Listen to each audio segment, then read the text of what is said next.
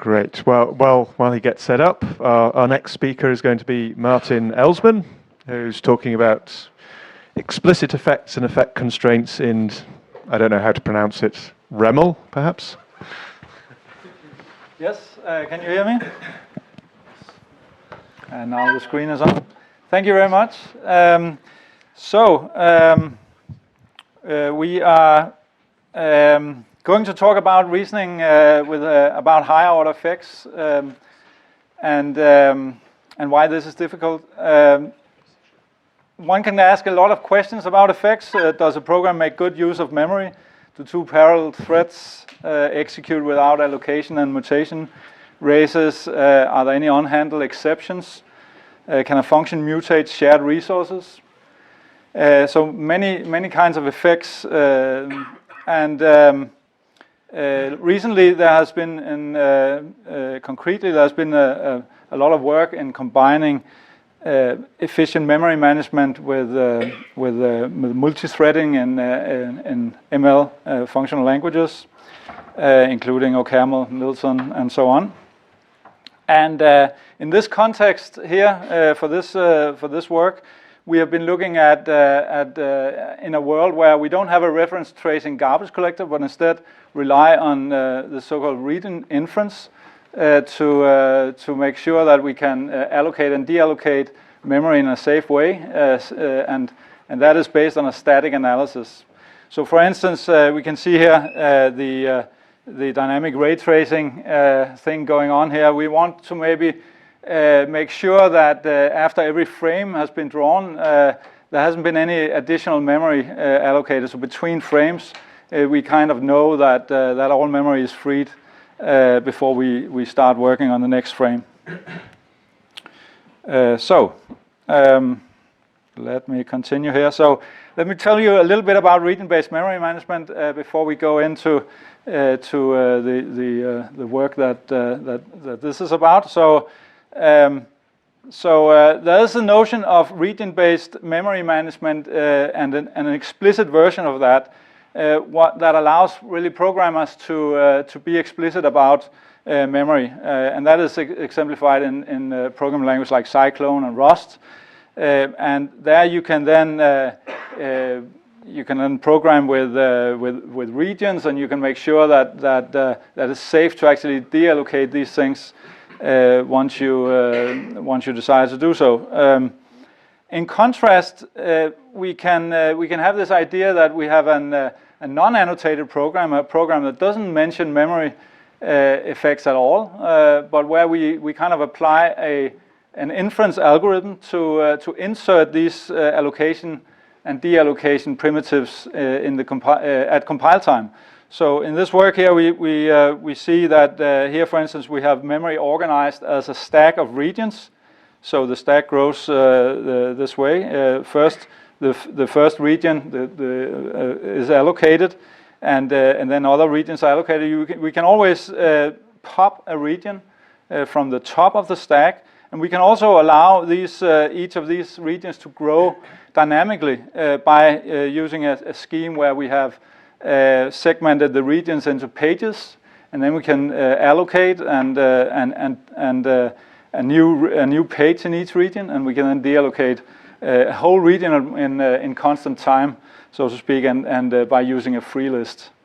In this work here, we are going to propose a language, ReML, which allows kind of the best of the two worlds, and the idea is to kind of allow for gradual information provided by the programmer to make sure that also after small changes in the program source code, these regions, the region analysis will still kind of give you the same result as in previous runs.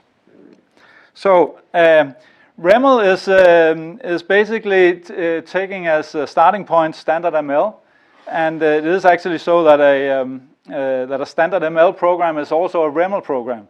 And then you can start annotating programs with information about regions. For instance, you can in expressions that allocate, you can specify that some value goes into a region R. You can also annotate types with region information. So for instance, you can say this pair here is a pair of two integers, and it's associated with the region R.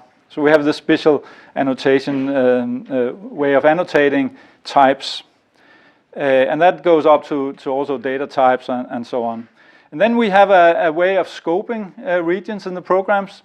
These are usually called let regions in the original work.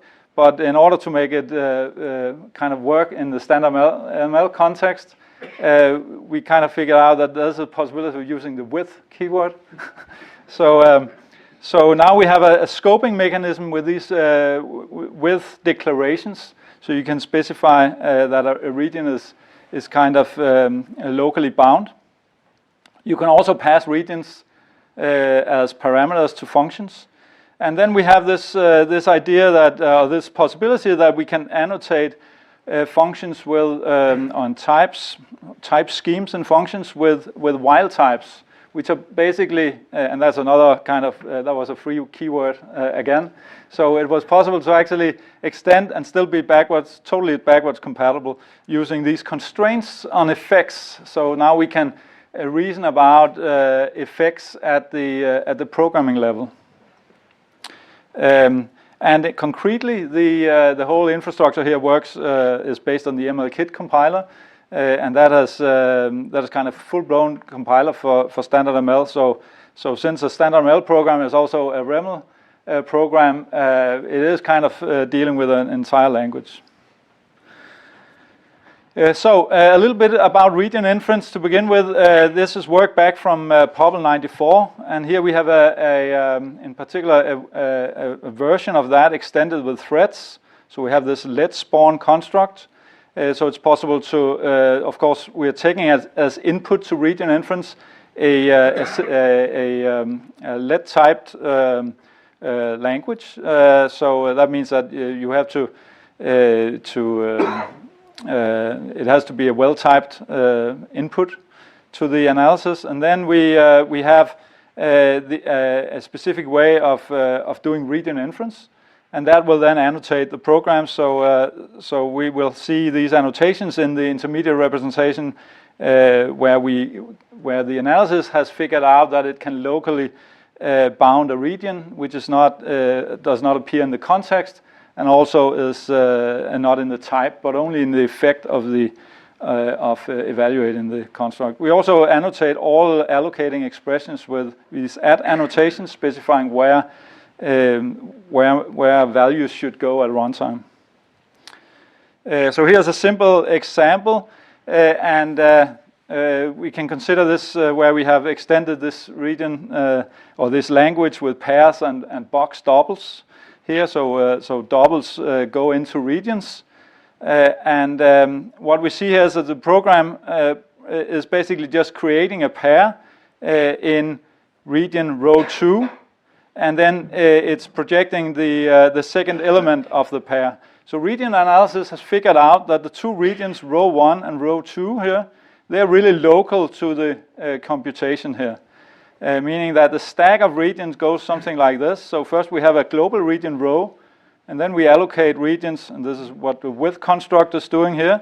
So we allocate region row 1 and row 2. And then we allocate this double 3.1 inside row 1, and we allocate the whole pair. Then we allocate 4.2 inside row, so that will go into the global region here, row. Then we allocate the pair, and it points to both of them. After taking the second projection here, we can then discharge the two regions and pop them off the stack, and Y will then safely point to something which is still allocated, and the program can kind of continue. So this is kind of the main idea of region inference, to add these annotations in the entire program. And then of course it turns out that it's quite important that functions are allowed to take regions as parameters, because otherwise we get into bad memory behavior. So here's an example here to the right, where we have a function f taking a region as argument. Whenever it's called, it will allocate into its parameter region, the value here. And that means that in any context that f is called, it can actually be called with a freshly generated region. Whereas if we didn't allow regions to be parameters, whenever we would call f, it would allocate into the same region. Right? So it's quite important that we get this idea of parameterizing regions. We have various kind of explicit region support in ReML. So we can annotate here. Here we see an example with explicit region annotations with a local region R. We can also allocate into a more global region. It's still sound with respect to the region typing rules. But that's up to the programmer to kind of decide whether that is a good idea. Here we see a region polymorphic function taking R as region R as argument.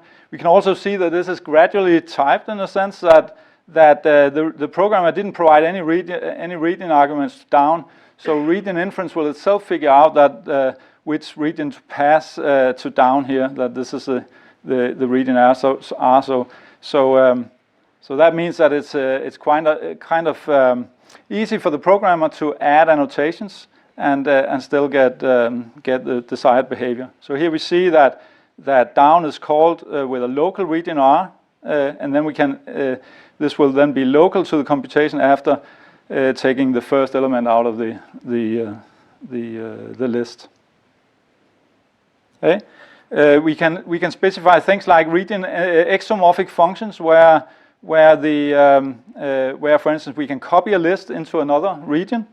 And it's quite important here that we actually remember to call copy in this recursive precision here, because otherwise we will have sharing between the arguments and the results, and ReML will check that this is not the case. Since we abstracted here, we made it explicit that both R1 and R2 here are parameters, and we are explicit about the types, then that will be checked statically. Otherwise, we'll get this error from ReML. We can have different kinds of functions. Also specifying here is a region endomorphic function that will end up allocating its result in the same regions as the arguments lives in. So append, for instance, we will be able to use that in some context where we also make sure to copy the second argument, and if we do so, we will be allowed to actually reason that copy append will create a fresh region or will create an entire new list in a region which is passed as parameter. We can reason about effects also. So here's a local effect which basically is local to the function. So ReML can reason that this will never escape the scope here. This makes most sense when we have these wild types, which make it possible to annotate effect constraints. So here we use kind of a separation logic notation for specifying that two effects are disjoints with respect to where they allocate, but we can also reason about where that we are not reading from the same regions. We can also specify other constraints like that some functions should not mutate anything. So here's an example with local mutable storage.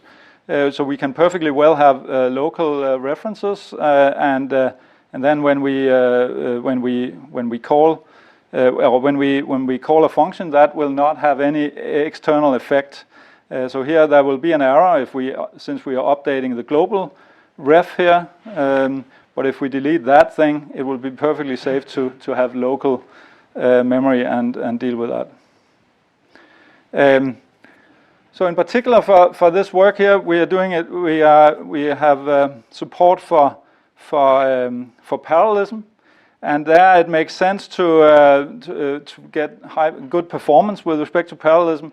we want to reason that two functions or two parallel functions are really not allocating or racing for the allocation pointer. And this is what it's the thread library supports, and it's possible to create this par function, which is also is a kind of a standard way of specifying parallelism, where we give two functions and then they are executed in parallel, and then we return the results as a pair created from the result of each function here. So we can specify here that these two effects must be disjoint with respect to the put effects, and that is then checked by ReML. We can do a parallel merge sort with respect to that, and here we make use of region-inference polymorphic recursion to actually allow for the local calls to the sorting functions to use locally allocated storage. So that is a way of making sure that this runs with as little memory as possible. So there's much more in the paper. We have a formalized type and effect systems with constraints. It has a soundness proof. It's based basically on having a kind of an assertion feature in the language, which is then guarded by these while constraints or these effect constraints, and then we can show that they never appear at runtime.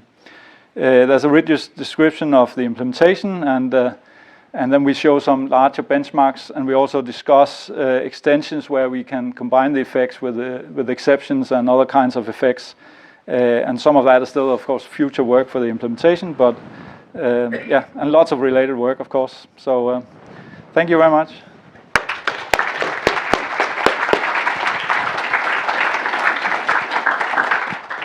Thanks, Martin. Do we have some questions?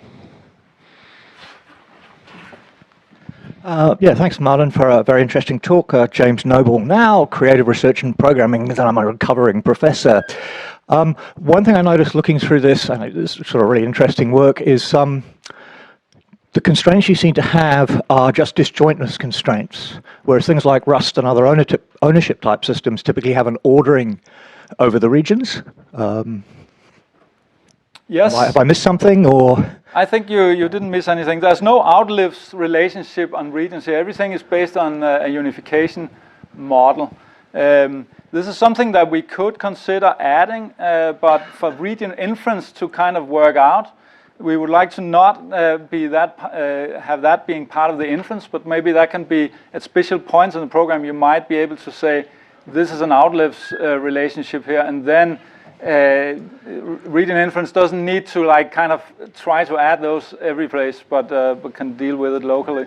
And that is definitely, you can have some examples where it shows that we don't have the outlives relationship, but where we're kind of getting a little bit too conservative on the estimates. Yeah, you want, sorry. Hi, Arthur Schreier from Univers.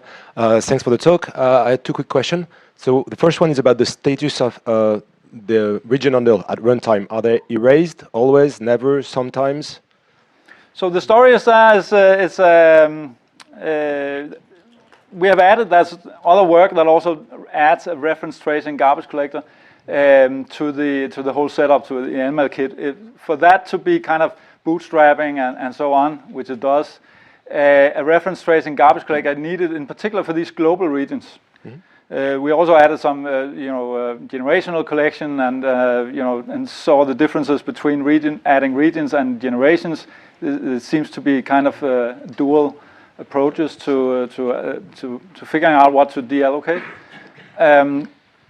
So the story about the global regions, that's definitely much more to do there, and for using static techniques to try to deal with some of those. But for the more local ones, region inference actually does a quite good job at reusing. Okay.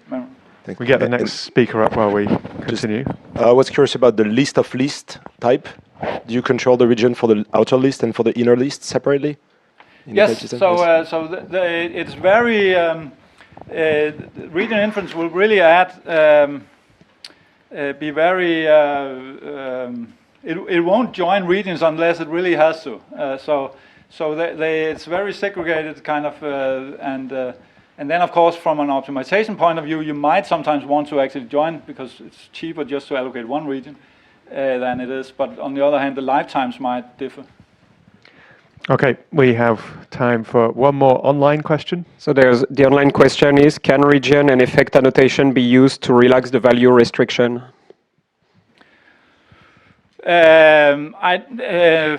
That's a good question. I haven't thought about that. I doubt it a little bit, but then yeah, I will have to look further into that, whether that can be used to get rid of the unsoundness of a language without the value restriction. I guess is the question. Okay, thanks, Martin. Let's thank Martin again.